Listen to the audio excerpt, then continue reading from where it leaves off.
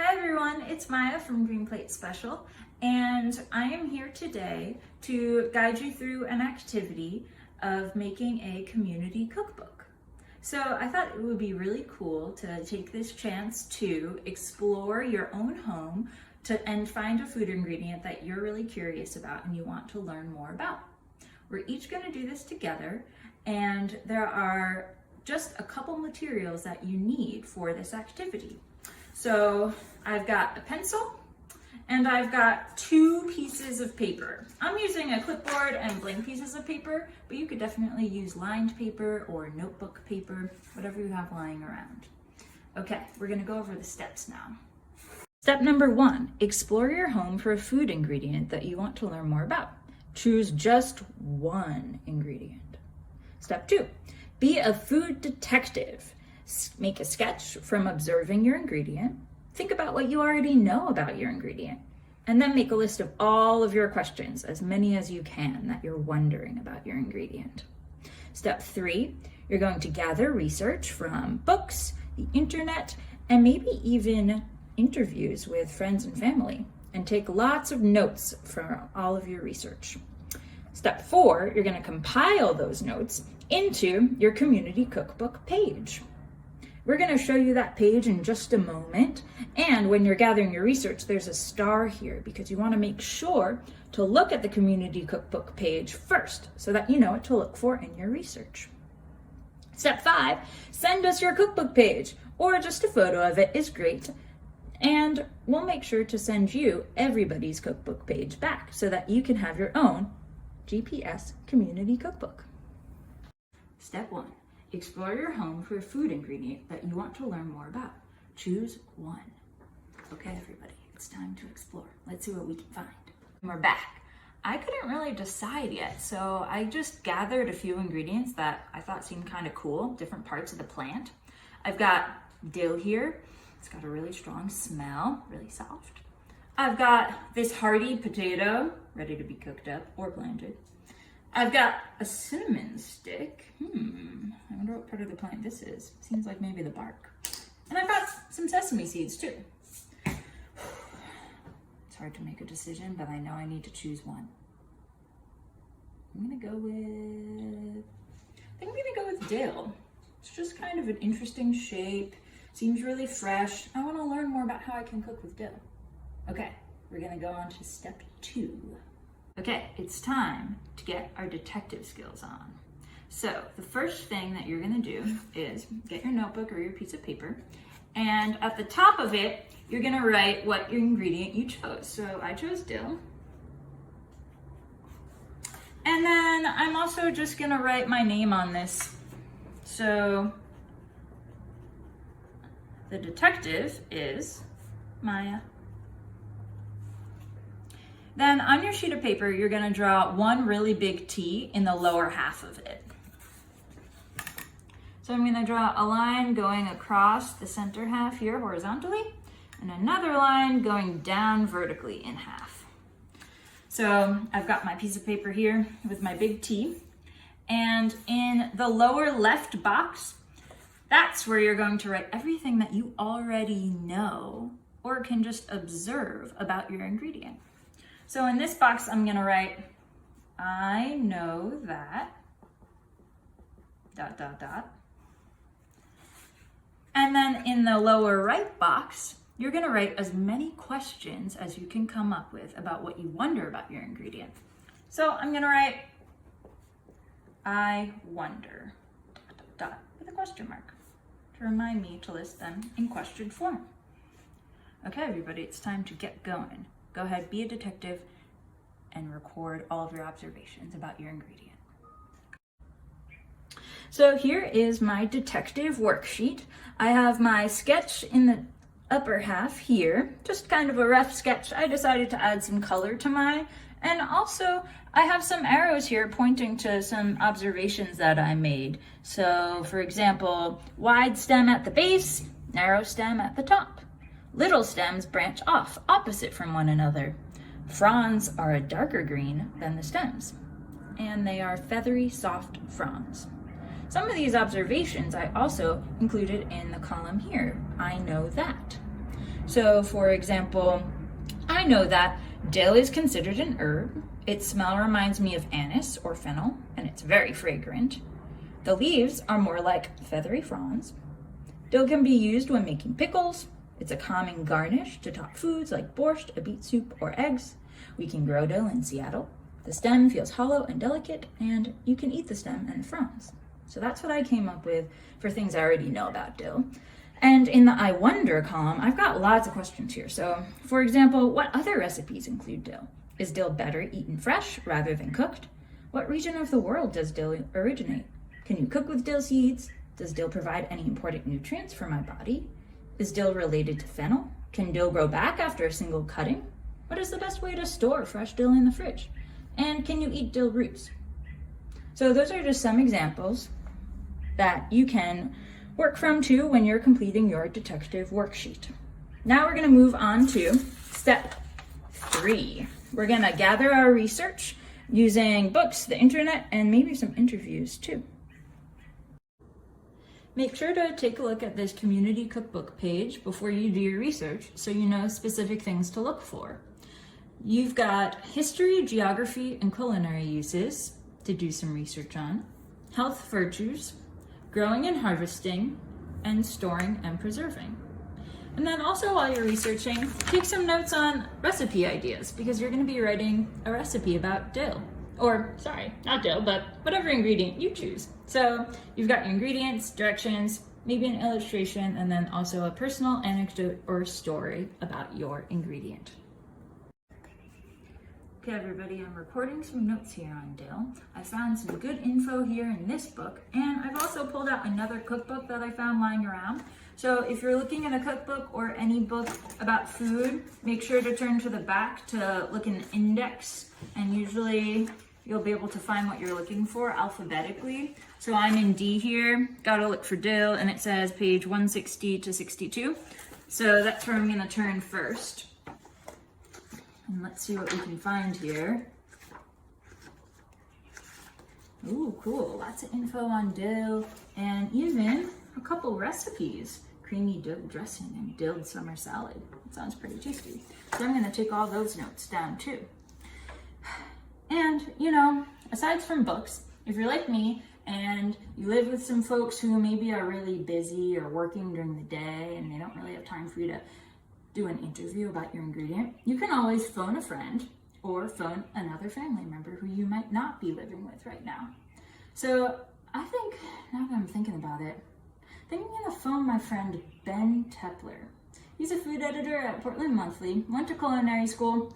I bet he has a lot of really good intel on dill. So let's call him together. All right, folks, so I've got Ben here on the line. Hi, Ben. Hi, Maya. And I've actually known Ben for over 10 years now. We are really old friends. He helped me with some of my first cooking projects, and some of the most delicious homemade foods that I've had are cooked by Ben. So how are you doing today? I'm doing really well. How are you doing, Maya? I'm good, thanks. So Ben, I'm trying to do some research on dill, and I'm wondering if you could just tell me anything you know about dill and maybe like some examples of recipes that you like to use dill in. Okay, let me think. I think generally with dill, I tend to think about the cultures and food regions that use dill the most in their native cuisine. Mm-hmm. So typically, this is not all of them, of course. There's so many cultures that use dill, but the ones that like you'll see it a lot of dill usage in recipes are Nordic or like Scandinavian cooking, like Northern Europe, or Greece. There's a lot of dill usage, and then in Eastern Europe, like in Ukraine and Russia, those tend to be big deal dill usage countries. So yeah, if you're ever like, what can I use dill, and that's a good place to start, is to look for classic dishes and recipes from those places. Totally. But dill is also just an amazing herb, and it's sort of like subtle and versatile enough to use in tons of dishes in the same way that parsley is, or in the same way that fresh thyme can be. So you can sprinkle it on fresh salads. You can sprinkle it on roasted vegetables. It goes great over meats. It goes really great over fish, and that's why it's such a staple in Eastern Europe, where they have tons of like really fishy fish. So do you typically use it like as a garnish, like fresh on top of things, or do you ever use it like cooked into something? I use it mostly as a garnish, but you can definitely use it cooked into dishes, and some people do. Like, for example, this isn't exactly cooking, but like in dill pickles require tons of dill, and it basically sits in there and steeps with the pickling cucumbers, and that's how they pick up that awesome flavor. Yum. We love pickles. Yeah. Cool. Trying to think what else. Oh, some great classic recipes that usually have dill are like beet soup or borscht often has dill. All kinds of chicken soups have dill. Yum. My favorite fish to have dill with, and like a very common combination, is to have salmon with dill in any kind of form, like baked or seared. Yeah, dill like really works with fish, trout. How would you like describe the flavor of dill if you were to like try and write about it, or the smell? Great question. I feel like I would need to bite on some dill to really describe it to you well, but I feel like dill is grassy and herbal, and a little bit of a little anisey, if you know what I mean. That's kind of like the licorice flavor you sometimes get from like aniseed or from fennel. Totally. Yeah. Do you have one most favorite recipe or memory, like a food memory of eating dill or cooking with it? Yeah, let me think. I feel like my strongest dill memories come from using it in some kind of yogurt based application. Like if I was gonna make a Greek yogurt sauce to go like on, like a salmon dish, or even with like roasted or boiled potatoes, I really remember loving the taste of dill in that use. And then, you can, with a yogurt sauce, it can be anything. Like a lot of times we'll add citrus like lemon juice, and some like alliums, like some garlicky or onion or shallot things, and then some dill, and that's sort of all you need to make it work. Yum, that sounds really delicious. I'm hungry for some dill right now. Yeah, go get it, Maya. All right, well, thank you so much for talking with us today, Ben. You're so welcome. Okay, bye. Bye. On to step 4, compile notes into community cookbook page. If you want to make your own community cookbook page, instead of printing it out from our website, all you got to do is take a piece of paper, and then you're going to fold it in half hamburger style and also fold it in half hot dog style. And then you're going to just draw 2 lines to make a big X, so you have 4 sections on your page. And at the top, you're going to write the ingredient name and then also your name. History, geography, and culinary uses, health virtues, growing and harvesting, storing and preserving. Then on the back of the page, you don't have to refold it. You've already got these nice creases that are making these boxes for you. So it's going to be a recipe name on the back, ingredients, directions, illustration, and then if you want to include a personal anecdote or story that you gathered either from your own life that you remember or from when you did your research. Step 4 is complete. I have finished my community cookbook page. I have filled in each of these boxes with a bunch of cool things, and I also have added a very important section, which is sources, down here at the bottom. I included my friend Ben, who I called on the telephone, Wikipedia, which I used online, and then a couple of books that I also referenced. And I decided to include a fun fact as well. So that's a new category that you could put in yours if you choose to. Mine is that dill is in the carrot family, along with fennel, caraway, cilantro, cumin, and parsley. So I've got a lot of interesting content in here. A lot of it is answering some of the questions that I had, and this will be on our website if you would like to learn more about dill. On the back, I decided for my recipe to go with dill pickles, and I made sure to write how many this makes, which is 4 half-pint jars for this recipe. And I have my directions, my ingredients, and then an illustration that I just chose to imagine what dill looks like growing in the ground with its roots in the soil and the sunshine, since dill reminds me of summer, and then this jar of dill pickles. And for my personal anecdote, I wrote, "There's nothing like a fresh, juicy dill pickle on a hot summer's day. I love eating these pickles as an accompaniment to burgers or even smoked salmon on bagels. I've used this same recipe, swapping out the cucumbers with carrots and beets for more of a dill pickled slaw." Don't forget step 5, which is send your cookbook page or a photo of it to GPS, and we'll send you everyone's back.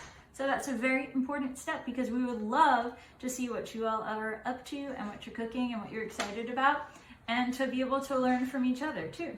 So make sure to check out our website. We're going to have all of these activity pages posted there on our blog and social media. And I hope that you all have a really fun day in the kitchen exploring and learning. You can also send us, along with your community cookbook page with the recipe and your cool facts and any illustrations you have, if you want to send us your detective worksheet, that would be great too. All right, see y'all.